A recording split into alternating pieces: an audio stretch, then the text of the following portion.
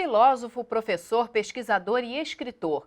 Ele é um estudioso da profundidade da filosofia africana. Fala com a mesma leveza e criatividade para crianças e adultos. Já escreveu sobre as divindades e mitos femininos e agora publicou um livro com a pergunta: Por que amamos? O meu convidado do perfil de hoje é Renato Nogueira. Muito obrigada pela sua participação, professor. Eu queria começar perguntando para você o seguinte: você é um entusiasta da leitura, da pesquisa. Como é que isso surge na sua vida? Você foi incentivado na infância para começar a ler cedo, pesquisar? O Tira, todas e todos espectadores, saúdo todos e todas. Digo o seguinte, desde a infância eu tive um episódio muito interessante na minha vida, porque meu falecido pai, ele era da Marinha, carreira militar. Ele abandona a Marinha antes de eu nascer para poder ser vendedor de livros e discos. Então, isso foi realmente um evento ímpar, até porque minha mãe não esperava isso também, familiares, parentes não esperavam isso, mas isso fez com que eu tivesse muitos livros e discos em casa desde cedo. Então, tive oportunidade de ouvir desde jazz, samba, né, também morei muitos anos próximo a Portela, escola de samba, então pude também aprender a cultura do samba popular com a fina nata do samba carioca, né, velha guarda Portela, e a leitura desde cedo em casa, lendo clássicos de todo tipo e também ouvindo histórias do meu avô, seu Wilson, meu avô materno, que tinha uma coleção de histórias de Guerrouali. Ele aprendeu com o avô dele, né, um africano do oeste da África, e morou no Brasil nasceu no século XIX, e que contou várias histórias para o meu avô, seu Wilson, e ele repassou para netos e netas. Essa tradição oral também é conhecida como griot, né? Muitas pessoas não conhecem. Sim, sim. Porque, na verdade, tem, basicamente, né, sou de Cuiatê fala isso muito bem, a gente tem os Geliba, e tem os Guerrouali, e isso acabou se chamando de griot, né, que tem hipóteses, né, de que é um nome africano, alguns nomes afrancesados, de qualquer maneira, griots, Geles, né, Guerrouali, são pessoas de um clã, por exemplo, chamado Namakala, que tem responsabilidade de dobrar as palavras, de a partir das palavras fazer com que memória circule na comunidade como se fosse um corpo. Se a sociedade é um corpo, o papel de um Guerrouali, de Geli e hoje é justamente fazer com que essa memória se mantenha viva, a história se mantenha viva e circulando. Então, é uma categoria de Namakala. E de que forma isso influenciou na sua escolha pela filosofia? Você teve acesso a muitos livros quando era jovem, teve o seu avô te contando muitas histórias, e aí você teve que escolher uma profissão, né? O que influenciou essa criação na sua escolha pela filosofia? Eu estudei no Colégio Pedro II, onde eu fiz uma orientação vocacional, aos 13, 14 anos, no nono ano, na antiga oitava série, e tinha dado filosofia ou ciências sociais. Eu gostava de filosofia, no ensino médio bastante, mas pensei em fazer outras coisas. Acabou que um amigo, Mauro, um amigo até hoje, que no final, na reta final, foi um dos responsáveis por eu ter ido, voltado a ter um interesse por filosofia, um bate-papo, um convite, eu acabei indo fazer filosofia. Eu tinha pensado em fazer medicina, fazer direito, fazer de tudo, né? Eu tinha pensado em tudo. Você tem 17, 18 anos, o mundo passa pela cabeça. Mas acabou que o destino me levou a cursar filosofia e retomar várias das histórias do meu avô depois disso também. Então, quando você fez filosofia, você imaginava que ia lecionar? Você imaginava o quê? Pensava o quê da vida? Então, inicialmente eu pensava só no momento, só no instante. Eu quero estudar e quero aprender essas coisas.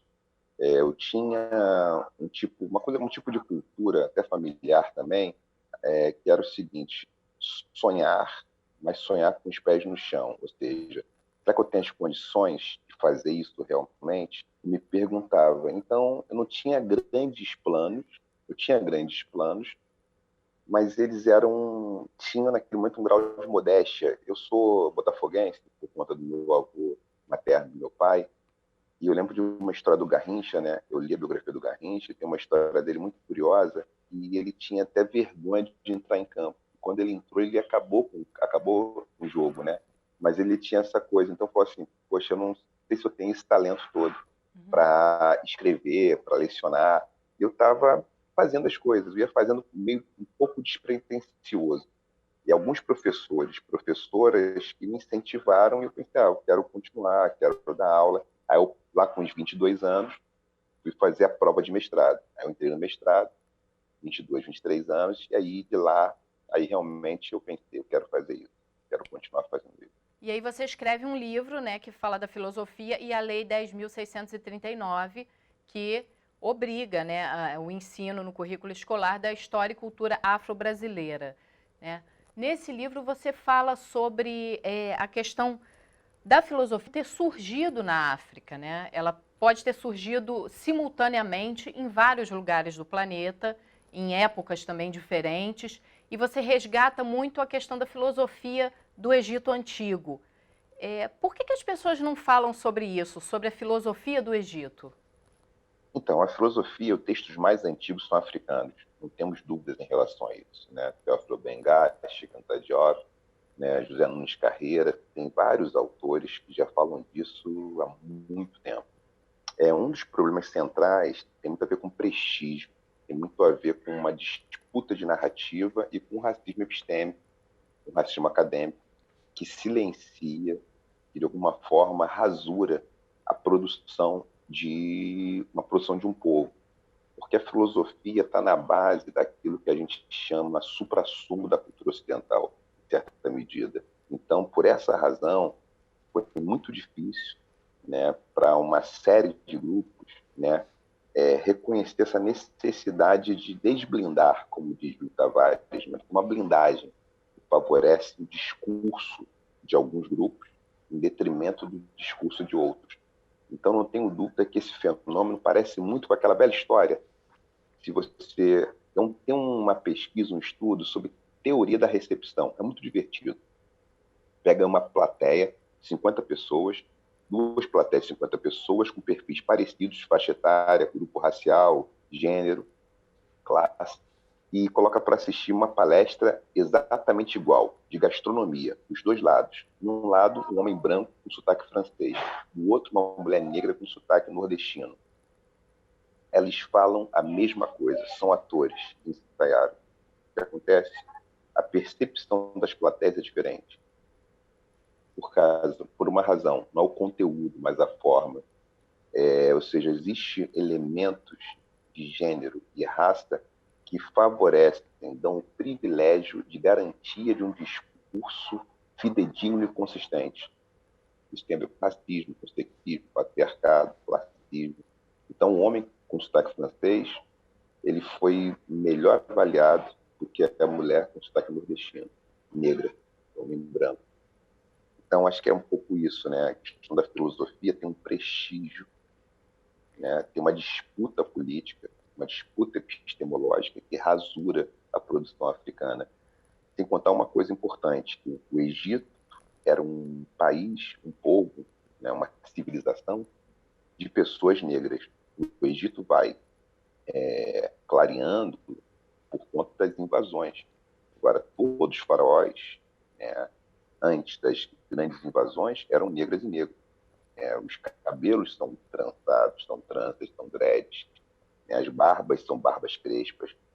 Né, as pinturas são de pessoas negras. Só que elas são representadas de modo branco em muitos filmes de ficção. Então tem um problema, que é de não assumir, não apresentar a realidade tal como ela é. Não, isso que você fala é muito importante porque a gente costuma ver muitas histórias sobre a cultura egípcia, mas ninguém se lembra que o Egito está dentro da África, né? A gente, quando fala de países, a África, como se fosse um único país, né? E o Egito está incluído ali. Quando você fala do Egito, não, o Egito e a África, como se tivessem sido separados também, né? Sim, concordo. Tem muito a ver com isso. Sigmund Freud, né, neurologista, pai da psicanálise, ele fala de Moisés como egípcio. Né? Moisés é um egípcio, isso é muito importante dizer. Os hebreus Moisés era um egípcio, muito importante dizer. Os hebreus eram negros, né? Obviamente, você tem vários grupos, né? Você pega hoje as sefaradias, Ashkenazi, tem vários grupos, né? Da comunidade judaica, tem grupos, Beta Israel, são pessoas negras, mas isso é pouco ventilado, é como se toda a população, toda a comunidade judaica, todos os judeus fossem brancos, né? Em algumas representações.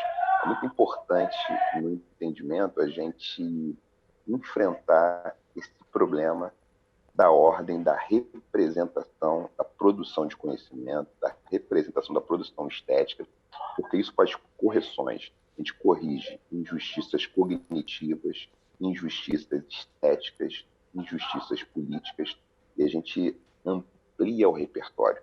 A vida só tem a ganhar e a gente amplia repertório. Se a gente reduz repertório, quem perde é a vida. E existe isso que você está falando de perder, né? Essa amplitude de conhecimento, né? A cultura egípcia também e a filosofia egípcia, falando sobre mente, coração, ela é muito rica. E assim, mais de 99% da população mundial não tem acesso a essa informação. Porque tem um mecanismo interessante, né, na filosofia antiga do Kemet, né, a palavra que eles usavam, Kemet, a palavra para se referir à própria civilização. A filosofia quemética, ela tem uma peculiaridade.